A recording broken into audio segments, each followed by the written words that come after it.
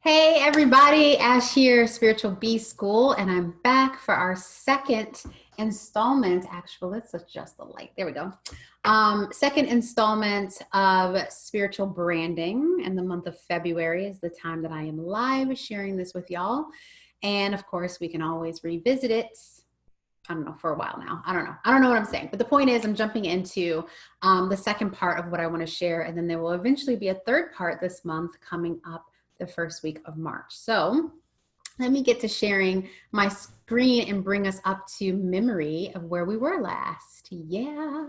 So in spiritual branding 101, if you will, we talked about what it is to be a spiritual entrepreneur, which we're going to revisit again. We talked about getting clear on your purpose, your mission, and how that works with associating or creating goals and what your key message is. And there was a whole like framework, but I don't really think it's a framework. I just like organize stuff into a visual that helps us understand and move through a process. And that process is unique to you, right? And you'll have many, many different versions of that framework. You'll cross things out, you'll add things on. There's stuff that'll be, post-it noted around it, whatever it might be. But at the end of that session, which if you haven't seen it, definitely go back and review the workshop, and definitely hit me up if you have questions, like post it in the group or post it in the group, put it as comments underneath the workshop or even in the main page of the group so that I can address it until our next Q&A or live group community connection session. But at the end of that, I had this slide that was like, wait, Ash, like, I get what you're saying. Thank you so much for organizing. I can now compartmentalize or just bring all the parts of my purpose and my call to serve and what my point of view or my big idea is into one space. Gotcha. But you might have noticed, this could be you. I have a hunch it's some of us. Notice I said us because I still do this and we'll probably continue to do it as I grow. But we can notice how even when we know what we want to say and what our message is, or our call to serve, or the big idea and vision we want to bring into the world for the betterment of the world and for abundance into our lives and others, we're still not taking action. Or we take some action and then we stop or we disappear, or we know it, but there's something stopping us from getting out there to showing up essentially. And I want to dive into that because this is what branding person is going to tell you, because the traditional way of creating a brand is you're engineering it. You're saying, this is what I want people to know me as. And you're like pulling things out of the sky and packaging it up into this being that you're supposed to be, or this brand that your business is supposed to be. Where I'm saying you are branding off of who you truly are. All you have to do, which is this oversimplification, but all you have to do is to reach into your true spirit, your true essence, your higher self, and be that. Continue unraveling it, continue healing and showing up in that journey while you're offering something. That's your brand. That's what you're known for. Who you are is what you should be known for. And you can continue to evolve and morph and change. And therefore you don't have people being like, well, you said you were all about rescuing dogs and now you're talking about all the animals. Why is it all the animals when you said about the dogs, where you could have said, I love all living things. I'm going to be about rescuing and understanding all living things. I have a respect for all living things. I feel called to care about all living things, which is probably the truth. Okay, that was a quick little example. So I want to get into this session is specifically designed in helping you understand some of the psychology, and additional entities or energies that live within your body that either help and or prevent you from stepping into your calling. Again, you know what you need to say. There's something stopping you from showing up and doing it in the world, online, in front of your people, face to face. I don't know, all the other places you want to show up. So this is about helping you learn how to do that for yourself, right? This is literally teaching you how to self-coach yourself, how to have sympathy and compassion and empathy for yourself. Maybe sympathy is a little bit not the right word, but empathy and compassion and respect and honoring all the wholeness, all the parts of yourself so that they can work towards you walking in your truth, all right? And branding or being in your truth, living in your truth. which creates a brand. And that helps you call in the people who want to work with you, who are looking for you, but they don't know you because you're hiding. Okay, let's move on. I love saying, I'm like, okay, it's my favorite. Okay, so this is what you saw. It was going to be released. It is now released. And so we're talking about unpacking why you are not showing up with what you know and are called to share with the world. I remember in our first couple calls, the intake was around visibility. Visibility. How do I create visibility? Visibility. Say that 5 times fast. I only got to 2. And what we're talking about here are parts of yourself that have been birthed or created or accepted or acquired as entities, as energies, as personalities, parts of you, from your personal lived experiences, from things that you witnessed in your life, things that you inherited. That's, as y'all know, I am an ancestral healer, so I'm looking at the trends on an individual and cultural level. We inherit certain ideologies, certain behaviors, certain parts of ourselves directly from our lineages. And then society's cultural expectations. We create personas based on what society tells us is acceptable. It's like our personality of going into a corporate space or a concert space. You don't go to a concert usually in a suit and tie. You don't show up in a corporate space in like your shorts and like speaking slang or whatever. Maybe you do in some of the places I've worked, but besides the point, we know the cultural expectations or society's pressures and expectations that has us put on a cloak of a different personality to fit or be appropriate in those scenarios. And we're going to bring that to life and understand what all are we working with? What parts of ourselves can actually help us shine brighter and what parts of ourselves have something to say, and that's why they're holding us back. And where the hell does that come from anyway? And let's work on healing that as we step out into the world, because that's also helping other people heal. So this session is part of the series of spiritual branding, and I'm calling it Unlocking Your Will to Be Seen and Heard. You have to want to be seen and heard. You have to activate your will, literally your ability to do, go, be, see, say, do. I said that twice, but you know, action.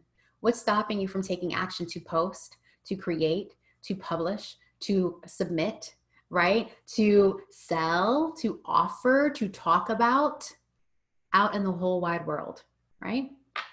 So that's going to look like this. We're going to talk about spiritual entrepreneurship again, because I just want to keep seeding this idea. And I would love to hear if you guys have a new definition or an extended definition of spiritual entrepreneurship now that we've been in this game for a little bit. I want to know why you aren't showing up. Like, actually pause this video and answer that question when we get there. Who are you really? And I'll unpack what these things mean. Your subpersonalities, working with your subpersonalities so that they're working towards your articulating your brand message, your brand purpose, your brand mission, your key messages out into the world. And then the relationship between your subpersonalities and your calling, okay? So here's what I'm saying, as y'all know, about spiritual entrepreneurship. I believe that it's a person who creates new and purposeful products, services, experiences, and marketplaces, new marketplaces that benefit the healing of people and culture and inspires positive evolution of our world based on their unique call to service or call of service and soul agreements. And I added on another layer for this particular workshop, which I think it's implied and I think we all know it, but spiritual entrepreneurs are also healing themselves along the way. I don't know about y'all, but I've seen a lot of people who call themselves healers or coaches and are not doing healing or coaching on themselves. They know the information and they're facilitating for others, but they're working so much to make the abundance that they're not doing the healing and self-care on themselves. And I say that that's the best trapdoor to self-sabotage, to hurting other people, to missing huge gaps, to becoming rigid and stagnant in your spiritual growth and the impact you have on the world. Because if you don't keep doing your work while serving others, what are you really doing? Right? And if you're only working on yourself and not thinking about the impact or how to have impact on others, what are you really doing? Right? Because we're all in relationship. So to me, the balance is, regardless if you have a business or not, but all of you do or are creating one, the balance of healing yourself, personally growing yourself, transforming yourself, listening to your spirit, working with your guides, listening to your higher conscious, right? And showing up to offer something special and new to the world that's going to heal culture and heal people is, I mean, icing on the cake. Like, you get the cake and you get to eat it too. It's amazing. So I think that entrepreneurship in general is quite liberating. You know, you get to see what you're really made of.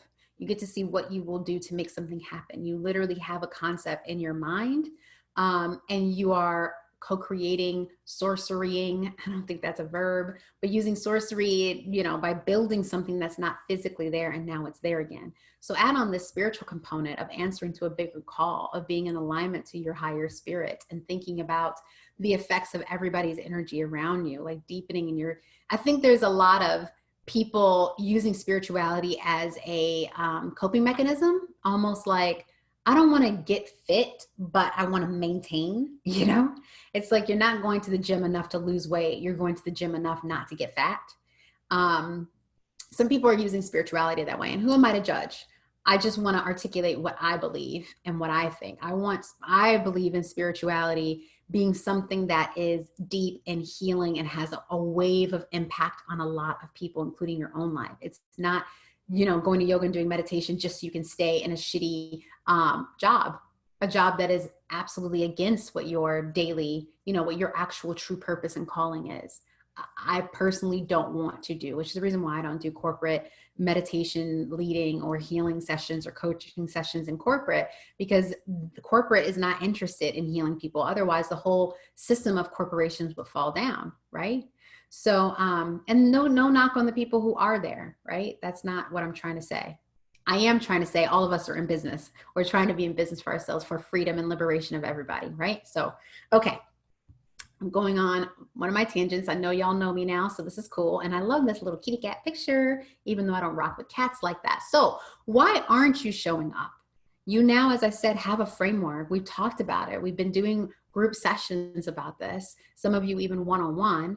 And I want to know, why aren't you showing up? What's holding you? So just take a pause and like write down right off the top of your head, what's holding you back from showing up and saying what your message is, or creating content around it, or submitting yourself, or creating for speaking engagement, or offering your program, authoring your book, right? Publishing a video, recording, editing, and publishing a video or a podcast. What's stopping you? Take a pause, write it down. Pause me right now, right now. Okay. And when you come back, here's what we're going to go into. You know, this is the beginning. This is literally the beginning, because I'm sure you probably wrote down things like, oh, I have a limiting belief. Okay. Yeah. I have fear. Fear of what? I have doubt. Doubt of what? I'm a perfectionist, so I keep trying to make it perfect. Okay. Why? I feel confused. I have so much to say. I feel disorganized. All right. Go back to the first video and work through it a little bit, and then come back and tell me, then based on what you've worked through, why can't you show up with what exactly you have right now? Why is that not good enough to start, right? You might feel overwhelmed. What I've seen, again, and this is not to knock other coaches, but it's just to differentiate and to help us tease out the contrast of what we're talking about here. If you're working with a traditional coach, a business coach or branding coach, they're going to be like, okay, let's reframe this. Let's look at it differently. Maybe it's not a limiting belief. Maybe it's a this, or let's change that you can't into a I can. And that's fine, but we're not getting, it's so surface. We're not getting into the root cause of why you feel this. What is the true fear of being seen different of other people? Where did that come from, right? Or rejection, that when you put your offering out, no one's going to like it. Why do you have that fear? Where does that fear originate from? What is the meaning of that fear, right? Sometimes when we dig into this, we realize that fear of rejection is really because once upon a time, a while ago, you saw as a little kid, your dad really go after something, and he became the laughing stock of his group because he failed, and he stopped pursuing his dream to be an inventor, you know? And you were like, oh, that didn't look good. I never want to put myself out there like that. And so now you started to protect yourself. You're afraid of rejection because of that, right? And yes, that kind of goes into some inner child work, but there's more than just inner child work. That's the traditional psychological way of operating and healing trauma. It's very, very popular in NLP coaching or coaching modalities that wants to get you just to the result. How do we reframe? How do we change how you currently think or see this in order for you to create action? What I'm interested in is getting to the root cause of why this belief or why this part of you was ever born in the first place, and actually loving on that part of you and asking what it needs, asking what it thinks, seeing what's going on with it, because there's more than just your inner child that has you with these things or other reasons why you're not showing up and taking action. So I'd love to, in our group, share your answers to why you're still hiding. Why are you hiding? Why are you not showing up? Like, tell me the reasons and really get into the story. Make a video, post it on there. I want to know. The next question is, who are you really? Who are you really? Because you might have heard already in my language that I'm saying that there's more to you than who you think you are, right? I recently wrote a newsletter where I talked about the various parts of myself, the spiritual part, my real spiritual name from the galaxy in which I come from. I talked about the people who walk with me, my spiritual guides, like all the parts that make up Ash in one email, and the confirmation of the work that I basically have been receiving confirmation my whole life of what I was going to be doing. And so I'm asking you, who are you really? Like, you could start off with saying, you know, I'm a healer, or I'm a coach, or I'm a event planner, or I'm a doula, or, you know, I'm a diversity and inclusion person. I am a wellness practitioner, or whatever it might be. And then I'm going to say, yeah, but who are you really? Who are you really? How many parts? Who else is inside of you? Who else is inside of you?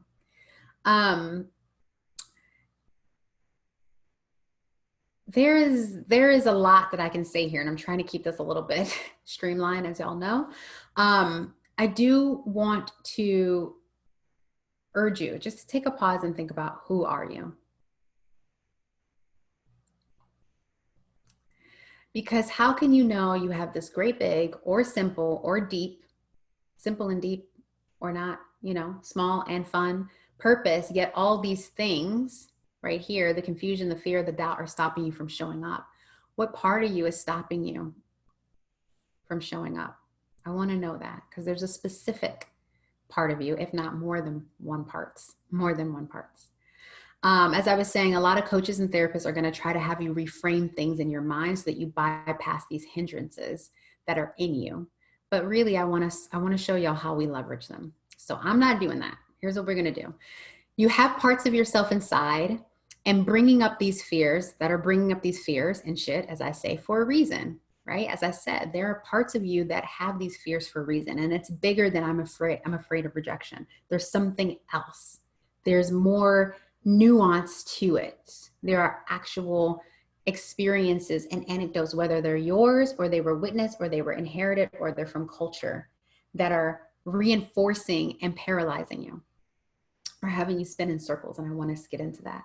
So if you're into diving into this and honoring yourselves, all of your parts of yourselves inside, and showing up for yourselves with me, let's keep going, okay? So I want you to meet your subpersonality.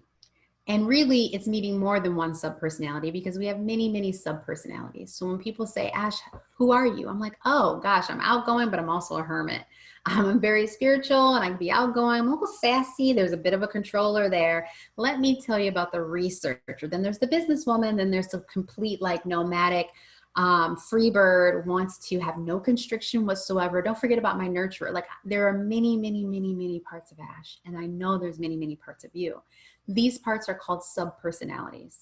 And this is full psychology, okay? Subpersonalities. And yes, you have more than one. You are a dynamic, multifaceted person made up of a multitude of lives and experiences and other people, and personalities, as I've said, within one overall medium, that are in one overall medium, and that is you, right? So you think of yourself as just one person, but I know you've seen yourself be more of the tomboy, and then more of the sassy one, or the cute, innocent one, and then like the one that's completely like, can't do anything, is like, please someone save me. Like, I know it because I've seen her come up, right? In myself. And so each part of you was created at a certain time for a certain reason, and they are to serve you even when they're sabotaging you. So that's what I want y'all to notice and take away from this, is getting to know yourself and the different parts of you, and having those parts of you align with your true soul's calling and purpose, your true higher self. Now we can call on them to do whatever we want at any time we want. And it's very compassionate and very loving of all the parts of yourself. We're not trying to push them away and say like, I have to work hard and make things happen. I need the heart. No, it's like, maybe you need to lean into the passive one that takes care of itself and wants to nurture slowly. And the perfectionist is probably telling you something. Let's see what she's got to say. Perfectionism can be wonderful when it's played out in a healthy way, right? And you're giving yourself room to show up perfectly imperfect in that moment, right? So let's go further.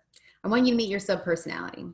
I love this, love this quote that I found. In every corner of my soul, there's an altar to a different God.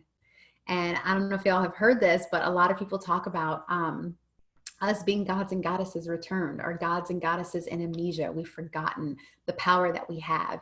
And when I think about all the different personalities and parts of ourselves, they all have something that need nurturing and reverence and respect and like honoring and appreciating. And when they feel that, they can work on your behalf. That's why they're here. And when they're not feeling it, or they haven't healed from whatever they need to heal from, then they get all in a ruckus. And sometimes these personalities can be clashing with each other.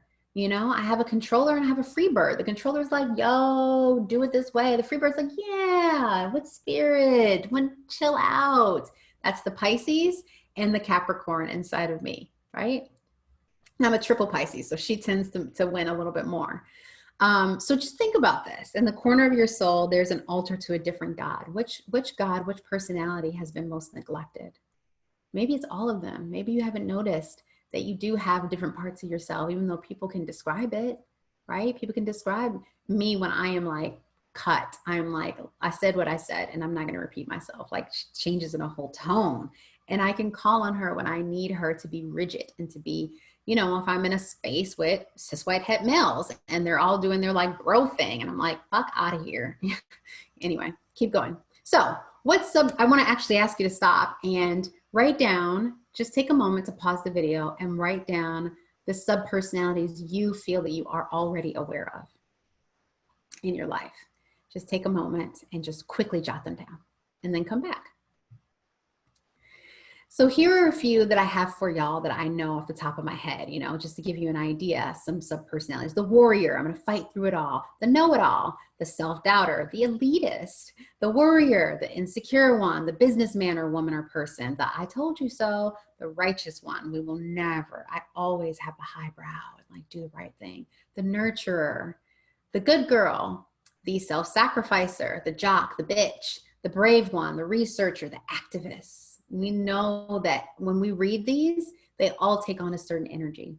They all take on a certain entity, right? This is spiritual branding. And they all have a wound. They also all have a blessing. So if any of these resonate with you, maybe print this out and circle them, or just write them on your notepad that you're working with and add them to the other ones that you're aware of.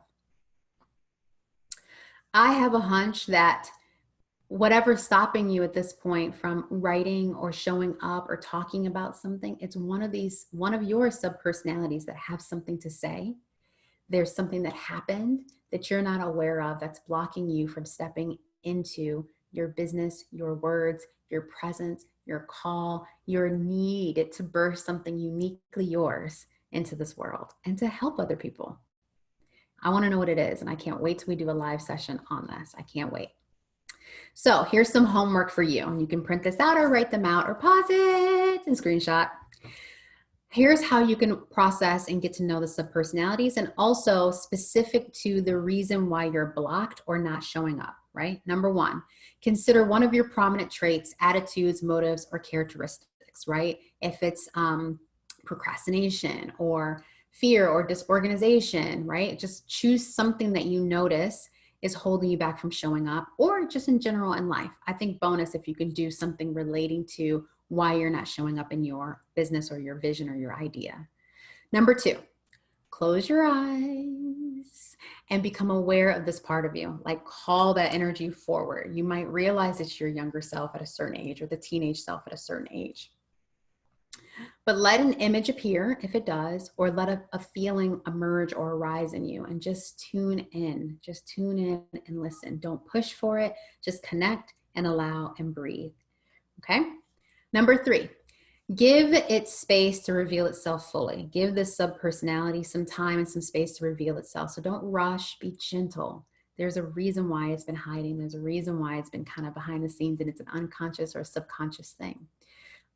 This is where literally science and spirituality are overlapping, because these are entities. They are energetic parts of ourselves, and a lot of them are living in our mind, but they move and create things externally by the physicality and or through the energy and the spirit that they carry. So give it space to reveal itself fully. See how it feels, what it's got to say that maybe you haven't listened to or you've ignored. And sometimes you'll be like, oh, is that intuition? Is that it? Is it that? Or is it me? Like, which one? Just breathe and just notice. This is an ongoing practice, and you will deepen in it over time. Most importantly, do not allow any judgment as you do this, because that part of yourself will skedoodle right away if it feels like it's being beat up, especially if it's a teenager or if it's younger or it has been wounded in like a traumatic way. Let it talk and express itself. Like, tell it, hey, self-doubter, I just want to hear from you. I want to know, what exactly are you blocking me from? Why do you keep hiding? Why are you writing things and stopping or throwing them away, or writing them but never want to show them? Like, what do you have to say about that? And just give it time to express itself and talk with it, engage with it, give it space and honor its point of view and concerns. You can even talk with it, as I said, and just demonstrate it. At this point, you literally do have, when it starts to show up and talk, you might start crying. You might realize how you keep blocking yourself, or that part of yourself keeps blocking yourself, or even it might take you back to where this actually came from, a really deep wound or a really deep self-doubt, or even something that happened like in kindergarten or something like that, or like your first job out of school and you really tried your best and someone shot you down or something. I don't know, but I know what happened to me with this. So at that point, you do have the subpersonality there. So please, be respectful. It is its own energy. It has feelings. It's truly part of you. It has its own intelligence of its own. Yeah. Number 5, be gentle and curious about why it's holding you back, as I said, and what it needs, what it has to say about your work and your calling, and articulating it in the world to be seen and heard. So as soon as you add the whole seen and heard, you should get right into the reason why it wants to hide or not show up. And what you'll realize, actually, I won't even tell you guys this. I'll wait till our group session, what you'll realize. Number 6, and somebody remind me, okay? Number 6, when it's done, thank it. Thank it for showing up. Thank it for being honest. Thank it for being vulnerable. Thank it for allowing, itself to come out of the shadows to connect with you, the orchestrator, the controller, the host of this personality, because it's here for a reason, to serve you in your bigger calling. So say thank you to it, open your eyes and record this in your journal. And it'd be even great if you guys share it in the group so that we can have some dialogue even before we get together and do some live processing about this. That's right. I would love for us to do some live processing. Okay. As I said, entrepreneurship, especially spiritual entrepreneurship, is a perfect balance of serving the world and healing yourself, right? Healing the world and healing yourself. And this is deep work. So be gentle on yourself. Okay. As you get used to the different subpersonalities that show up, call them into your work, call them into tasks that they can do. I call on my controller when I really need to get detailed and like organized and sit down and have an outline and check boxes and plan my days. She's the one who does it. When I need to feel pleasure and play, I'm like, hey, free bird, hey, sensual siren, what y'all doing? And I let those parts come up in me and we do our thing, right? So consult with them, collaborate with them. They're here to help you even when it feels like it's a hindrance. And when you feel like it's a hindrance, this is what we'll be processing live. There's something there, because all of these parts of ourselves want you to be in your best. They do, but they're doing a good job to protect you of anything that will hurt you or what they perceive will hurt you, right? And that ends up blocking you walking in your spiritual calling and your highest self. So you can also attempt over time to heal them, but personally, I like all of mine. I want them to be well, and I mean heal as in like get rid of them. I don't even know if that's honestly possible. What I want is for all of them to not be distorted fear and scarcity and like tightness. We want them to be like, hey, I'm needed here. I'm going to show up and help you get this thing done, you know? And you guys are in a good relationship. So I love all of me. I love all the parts that are inside of me. And I feel how whole of a person, like we literally come here with everything that we need. We do. Got to peel off some layers of programming and shit. And some of these personalities have been birthed through programming. You'll be able to see the difference in those two and how to get them into a well state, if you will. So I hope that this is eye-opening. I hope that you're inspired to get to know yourself and to tune in and to see what's below the surface, because we're doing the surface work. We're doing that, right? You have a strategy now that you can work through, and we'll continue sharpening it, right? As we go forward, you got questions about that in your brand messaging, put it in the group. But now we're going into the personal development and the spiritual things and the psychological things going on that's stopping you from showing up, right? Just repeating myself. So what's coming up? After you get into this and we have our next session, there's a third piece coming through on March 3rd, and that's going to be on actually showing up now that you know parts of yourselves on different platforms and how to determine which platform works best for you and how to leverage it and how do you talk and all these things. So that is going to come up. I can't wait. It's going to be so creative and collaborative and fun, and we get to brainstorm together and like all that great stuff. I don't know why everything just got super bright on here, but be in touch, share, drop into the group, put it on the Instagrams. I don't care. I just can't wait to see what this teases up in your life. Love y'all and see you soon.